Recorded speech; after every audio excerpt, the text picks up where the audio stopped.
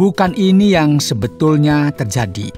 Ketika kita melihat bagian ini menyebutkan tentang perpecahan lagi, kita mungkin beranggapan bahwa orang Korintus telah melakukan perpecahan yang lain. Saudara pendengar, bersama dengan saya, Oti Priambodo, dalam program Jalan 66. Senang sekali karena bisa mempersembahkan program yang memberikan pengetahuan Alkitabiah dan menyuguhkan kepada kita jalan keselamatan. Saudara, hari ini kita akan menyelidiki kitab surat pertama Korintus pasal yang kedua dan yang ketiga, yang merupakan awal dari rangkaian pembelajaran kita dalam surat-surat yang terdapat dalam Perjanjian Baru. Dan Pak Yohanes akan berbicara mengenai masalah umum yang terjadi pada saat ini, yaitu sifat kekanak-kanakan yang fatal. Demikianlah topik kita kali ini. Saudara, seberapa banyak pertikaian yang kita telah lihat yang penuh dengan sifat kekanak-kanakan? Sebelum kita menyelesaikan beberapa masalah, kita perlu tumbuh terlebih dahulu. Tetaplah bersama dengan kami untuk mempelajari bagian ini supaya kita tidak jatuh ke dalam sebuah kontradiksi dan hidup dalam sebuah frustasi. Pendengar yang dikasihi, kita telah belajar jemaat di Korintus merupakan sebuah komunitas Kristen yang masih perlu belajar bagaimana melangkahkan kakinya yang pertama dalam iman. Namun demikian, proses pembelajaran ini sedikit lambat dan sulit, dan Paulus membimbing orang-orang ini ke dalam jalan yang benar karena mereka ini sedikit serong begitu ya, melenceng jalannya. Inilah mengapa dalam pasal 3 ayat yang pertama, kita melihat instruksi yang jelas dari Paulus dengan berkata, "Dan aku, saudara-saudara, pada waktu itu tidak dapat berbicara dengan kamu seperti dengan manusia rohani, tetapi hanya dengan manusia duniawi yang belum dewasa dalam Kristus. Susulah yang kuberikan kepadamu bukanlah makanan keras, sebab kamu belum dapat menerimanya. Dan sekarang pun kamu belum dapat menerimanya, karena kamu masih manusia duniawi." Menarik sekali ya. Pengajaran Paulus yang berurusan dengan sifat kekanak-kanakan mereka yang orang bilang mungkin fatal begitu ya, yang muncul dalam masyarakat. Banyak orang terkadang sudah memiliki pengalaman tertentu dalam iman Kristen, namun belum memiliki kematangan yang seharusnya sampai kepada titik di mana mereka bisa memahami apa yang Allah ajarkan kepada mereka. Dan jika kita berbicara mengenai kematangan atau kedewasaan, mari kita memperhatikan dengan baik dalam pasal 2, sesaat sebelum disebutkan tentang sifat kekanak-kanakan dan sifat keduniawian dari jemaat di Korintus ini. Kita melihat di bagian ini yang menjelaskan tentang hikmat yang merupakan tema pembuka ketika ia berbicara tentang kepercayaan yang salah dalam hikmat dari dunia ini yang bertentangan dengan hikmat Allah. Saudara, firman Tuhan menuliskan seperti ini, "Sungguh pun demikian kami memberitakan hikmat di kalangan mereka yang telah matang, yaitu hikmat yang bukan dari dunia ini dan yang bukan dari penguasa-penguasa dunia ini, yaitu penguasa-penguasa yang akan ditiadakan. Tetapi yang kami beritakan ialah hikmat Allah yang tersembunyi dan rahasia, yang sebelum dunia dijadikan telah disediakan Allah bagi kemuliaan kita. Tidak ada dari penguasa dunia ini yang mengenalnya, sebab kalau sekiranya mereka mengenalnya, mereka tidak menyalibkan Tuhan yang mulia. Tetapi seperti ada tertulis, apa yang tidak pernah dilihat oleh mata, dan tidak pernah didengar oleh telinga, dan yang tidak pernah timbul di dalam hati manusia, semua yang disediakan Allah untuk mereka yang mengasihi Dia. Karena kepada kita Allah telah menyatakan oleh Roh." Paulus mencoba menjelaskan hal ini kepada jemaat yang ada di Korintus tentang keluar biasaannya Injil. Mengapa, saudara? Karena Injil ini merupakan sebuah tantangan, sebagaimana yang kita bisa lihat dalam pasal sebelumnya. Injil merupakan sebuah batu sandungan bagi orang Yahudi, karena Kristus mati secara tercela dengan segala sesuatu yang terjadi padanya. Dengan cara yang sama, perhatikan saudara, jika seseorang mati sebagai seorang penjahat, ini merupakan konsep yang sulit diterima oleh bangsa bukan Yahudi, khususnya mereka yang memiliki status yang tinggi, karena mereka tidak akan pernah ingin berurusan dengan seorang penjahat. Perhatikan ini. Sebenarnya orang yang melakukan hal ini tidak memahami apa yang sedang mereka lakukan. Dan kebenarannya adalah di dalam Kristus kita mendapatkan kebijaksanaan yang berbeda. Dan hal ini tidak berarti bahwa hikmat yang berasal dari pikiran atau kebijaksanaan manusia sesuatu yang harus ditolak. Bukan itu maksudnya. Ini terjadi karena sebuah diskriminasi yang terjadi baik dari kalangan orang Yahudi maupun orang Yunani karena mereka tidak memahami apa yang Kristus katakan dan tidak memahami juga pesannya. Apa yang tidak pernah dilihat oleh mata dan yang tidak pernah didengar oleh telinga dan yang tidak pernah timbul di dalam hati manusia. Semua yang disediakan Allah untuk mereka yang mengasihi Dia. Karena kepada kita Allah telah menyatakan oleh Roh. Apa yang terjadi dalam pelayanan ini, saudara? Berkaitan dengan hikmat rohani. Sehingga orang Korintus dalam sifat kekanak-kanakannya tidak mampu memahaminya. Sebab Roh menyelidiki segala sesuatu. Perhatikan ayat 10. Bahkan hal-hal yang tersembunyi dalam diri Allah. Siapa gerangan di antara manusia yang tahu apa yang terdapat di dalam diri manusia selain roh manusia sendiri yang ada di dalam dia? Demikian pula lah tidak ada orang yang tahu apa yang terdapat di dalam diri Allah selain roh Allah. Kita tidak menerima roh dunia, tetapi roh yang berasal dari Allah, supaya kita tahu apa yang dikaruniakan Allah kepada kita. Jadi hikmat yang kita miliki, saudara, hikmat rohani, sebagaimana yang dikatakan dalam ayat 13.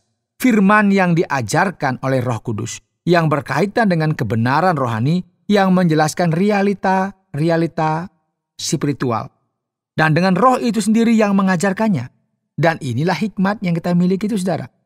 Tetapi manusia duniawi tidak menerima apa yang berasal dari roh Allah. Karena hal itu baginya adalah suatu kebodohan.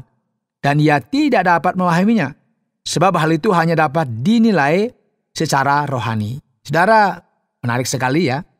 Paulus menyajikan realita besar ini kepada orang-orang yang ada di sana pada waktu itu. Dan juga kepada kita yang menjelaskan hikmat dan pengetahuan yang berasal dari Allah. Pewahyuan yang berasal dari Allah diberikan ke dalam hati manusia melalui siapa, saudara? Ya, Roh Kudus.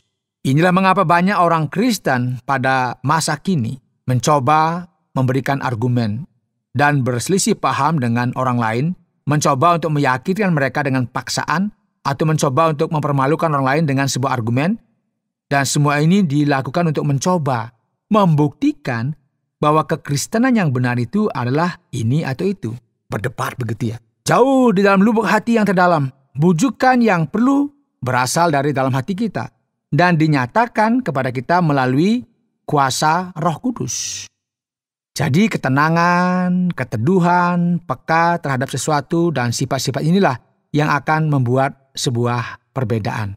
Bukan dengan saling berdebat, berargumentasi yang diwarnai dengan keangkuhan dan kesombongan manusia. Lihatlah, hal-hal ini dinyatakan oleh Roh Allah. Dan lihatlah betapa luar biasanya hal-hal ini. Tidak ada seorang pun yang mengetahui pikiran Tuhan. Siapakah yang mengetahui pikiran Tuhan? Sehingga ia dapat menasihati dia. Demikian dikatakan dalam ayat 16. Kebenaran yang luar biasa adalah bahwa semua orang Kristen yang memiliki sifat kekanak-kanakan ini perlu belajar untuk memiliki pikiran Kristus, dan hal ini diberikan kepada kita dengan kuasa dan campur tangan dari Roh Kudus dalam hati dan pikiran kita. Saudara, Paulus melanjutkan pengajaran dan memberi penekanan pada pasal 3 mengenai kelemahan-kelemahan yang dimiliki oleh orang Korintus. Ia mulai mencela mereka dengan berkata, perhatikanlah ini. Kalian tidak hidup dalam roh. Malahan kalian bertindak secara duniawi, yaitu secara daging, melakukan hal-hal yang tidak menyukakan hati Allah. Kalian ini sangat duniawi. Buktinya, kita bisa melihat dalam ayat 3. Sebab jika di antara kamu ada iri hati dan perselisihan, bukankah hal itu menunjukkan bahwa kamu manusia duniawi dan bahwa kamu hidup secara manusiawi? Karena jika yang seorang berkata, aku dari golongan Paulus, dan yang lain berkata, aku dari golongan Apolos. Bukankah hal itu menunjukkan bahwa kamu manusia duniawi yang bukan rohani? Konsep yang disajikan dalam kitab Korintus mengenai manusia duniawi sangatlah menarik, saudara.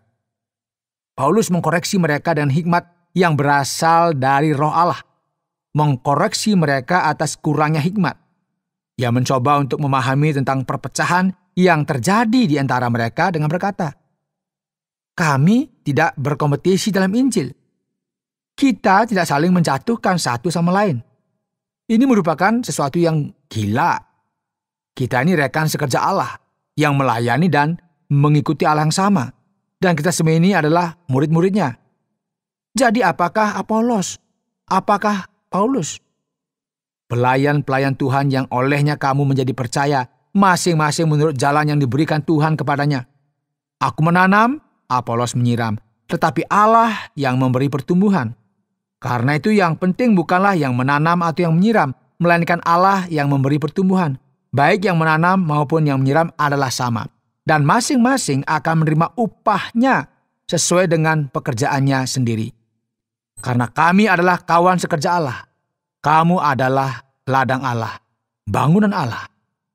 Pendengar yang dikasihi Tuhan, hidup dalam masa di mana Injil disalahartikan, serta dicampur adukan, terkadang kita membayangkan tentang adanya persaingan yang terjadi. Perang, skenario, seperti mungkin katakanlah perang agama begitu ya. Namun Paulus berkata, berhentilah berpikir seperti ini dan pahamilah fakta yang benar, yaitu bahwa masing-masing kita adalah tubuh Kristus. Kita semua saling bekerja sama.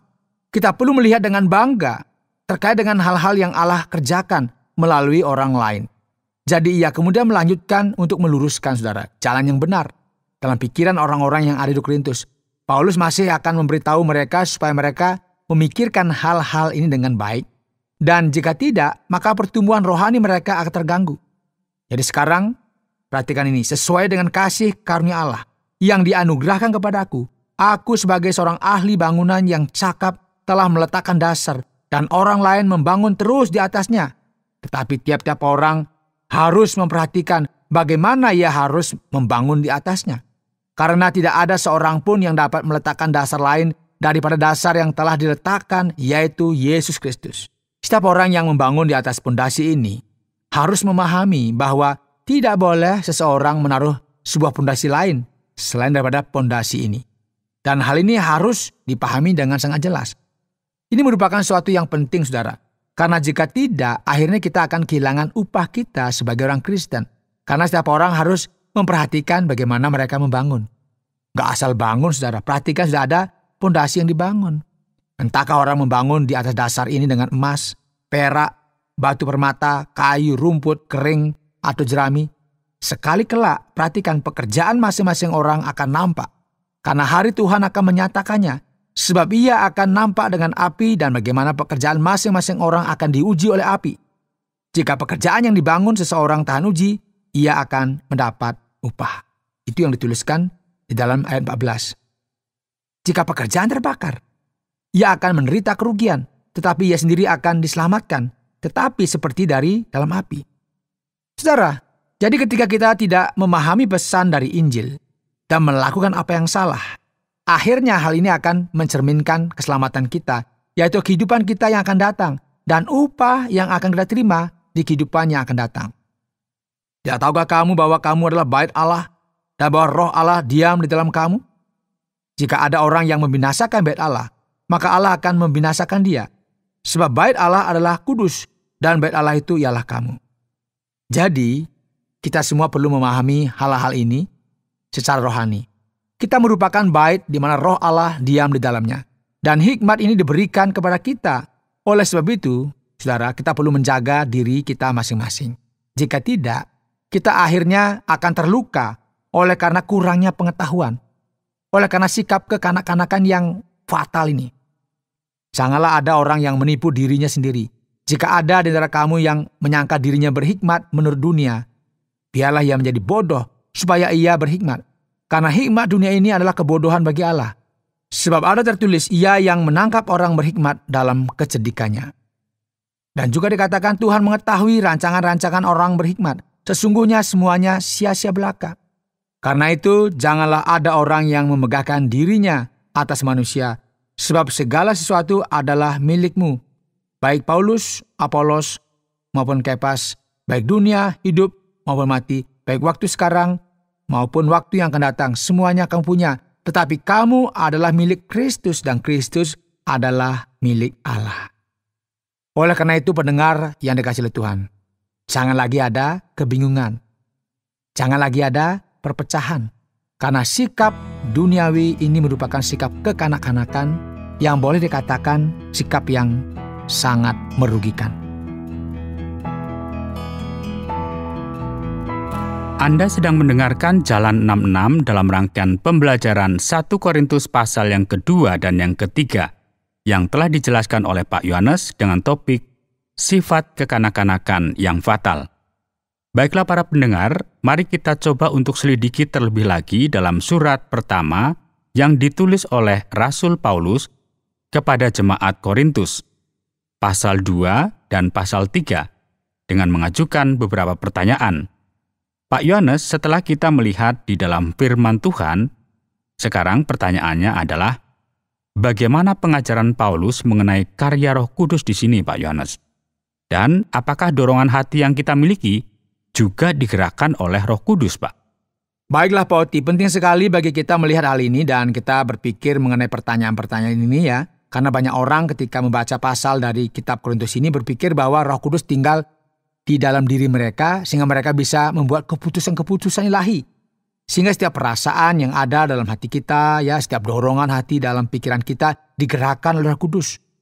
Hampir bisa kita pastikan bahwa dorongan di dalam hati kita, alasan-alasan yang kita miliki jarang sekali memiliki koneksi langsung dengan Roh Kudus. Ini perlu dicatat. Ini bukanlah apa yang Paulus tuliskan dan ajarkan. Yang ia lakukan adalah dengan memberikan sebuah perbandingan yang mencolok antara cara pandang secara duniawi, yaitu para filsuf yang tidak mengenal Allah, serta ajaran Allah. Ia menunjukkan kepada kita perbedaan antara kedua hal ini. Dan ia menekankan di sini bahwa ia membawa pesan Roh Kudus Allah. Pesan yang jika kita katakan secara literal sebagai pesan manusia, secara fisik dan alami, yaitu seseorang yang tidak mengenal Allah, yang tidak memiliki Roh Allah, tidak akan bisa mereka pahami dan terima. Hal-hal yang disebutkan oleh Rasul Paulus berkaitan dengan apa yang ia ajarkan. Ini merupakan pengajaran yang harus dimengerti ya dan diberikan kepada mereka oleh Roh Allah. Jadi bisa saja kita memiliki dorongan dan arahan dari Allah. Namun hal ini tidak berarti bahwa segala sesuatu yang kita rasakan itu merupakan pesan dari Roh Kudus. Dan menjadi rasional merupakan sesuatu yang bertentangan dengan hal-hal rohani. Tidak perlu seperti itu. Hal-hal rohani merupakan kebalikan dari hal-hal duniawi, yaitu melakukan hal-hal yang bertentangan dengan kehendak Allah. Jadi, sangat penting bagi kita memahami hal ini. Dan yang berikut kita perhatikan Pak Yohanes pada ayat yang ke-16, bagian terakhir dari pasal yang kedua. Dikatakan di sana Pak Yohanes, kami memiliki pikiran Kristus. Bagaimana hal ini merupakan sesuatu yang mungkin sekali untuk kita bisa percayai. Saya berpikir ini merupakan sesuatu yang terlalu sulit untuk dimengerti. Bukankah begitu Pak Yohanes?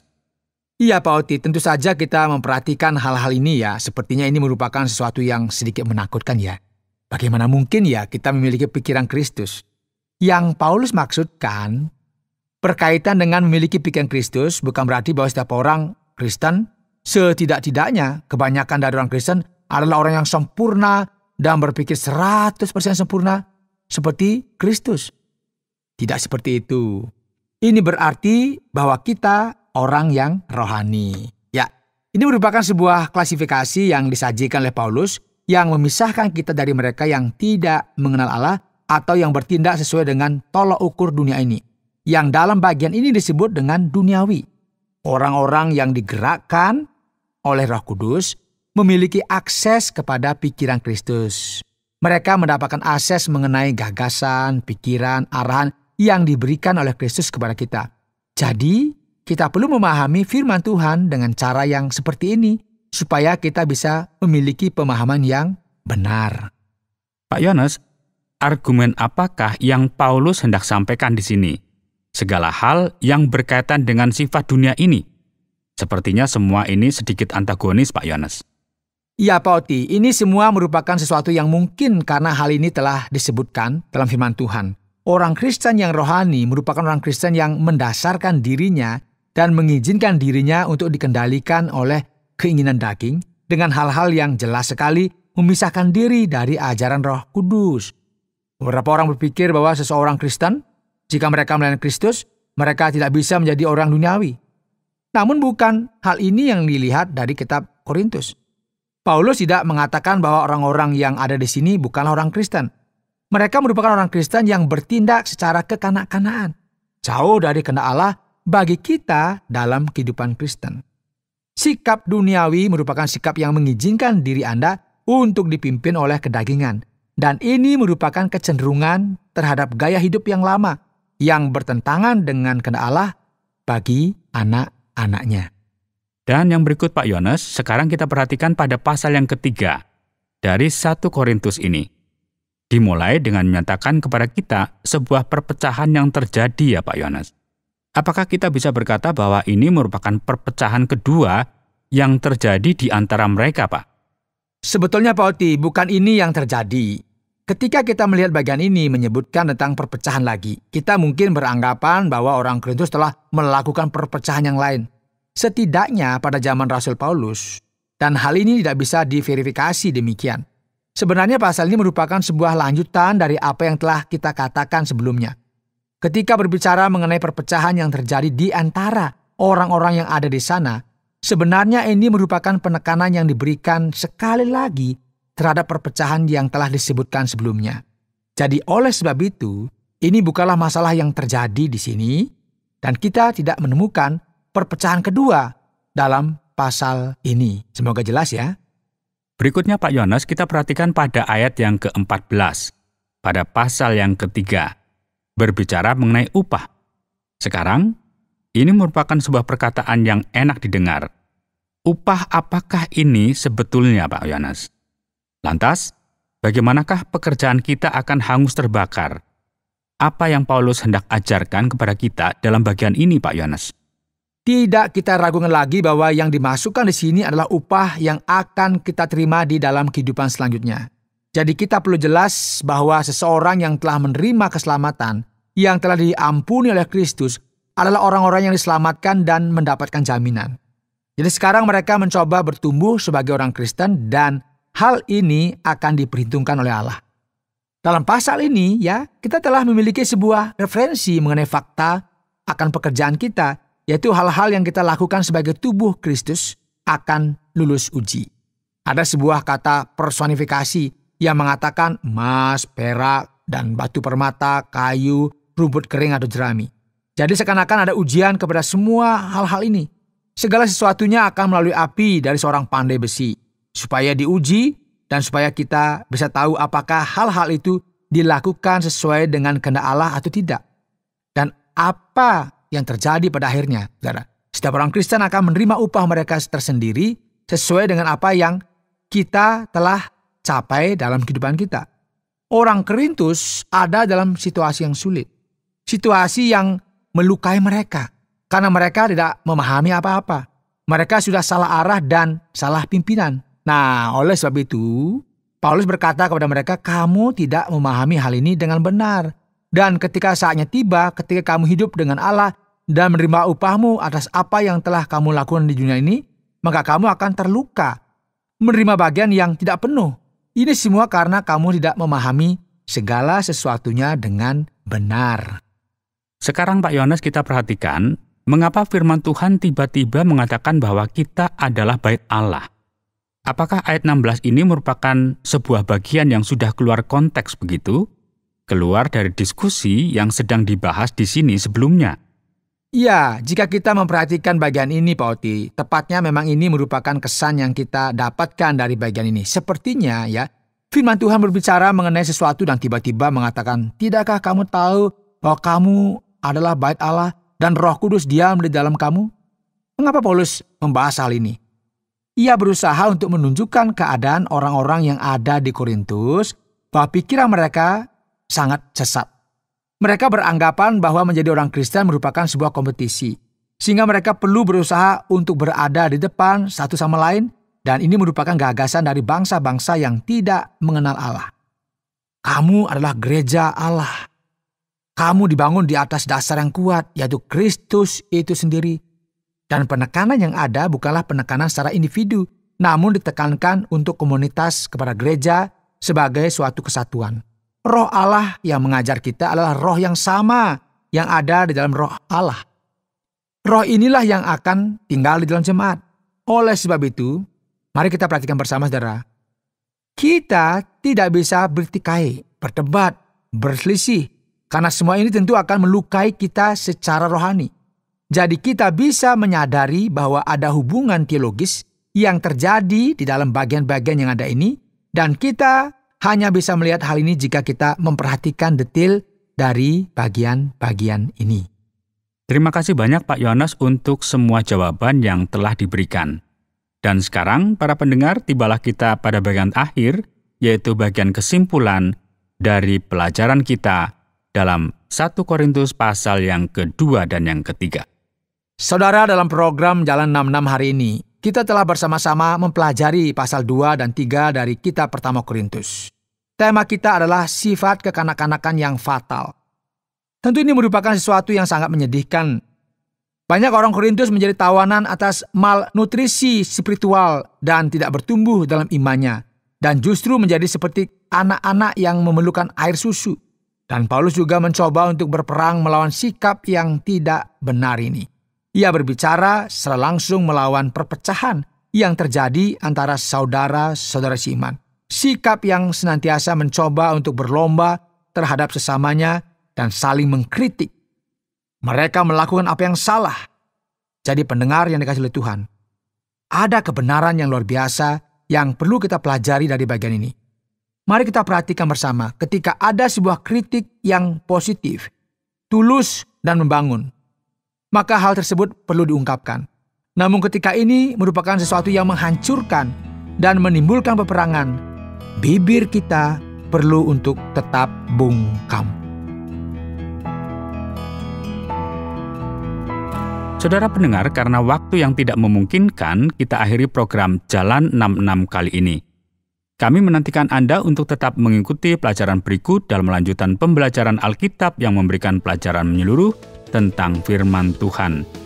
Jika Anda memiliki pertanyaan atau berespon terhadap topik berhubungan dengan program ini, silakan menyampaikan melalui WhatsApp ke nomor 081 333 777 386. Terima kasih atas perhatian Anda.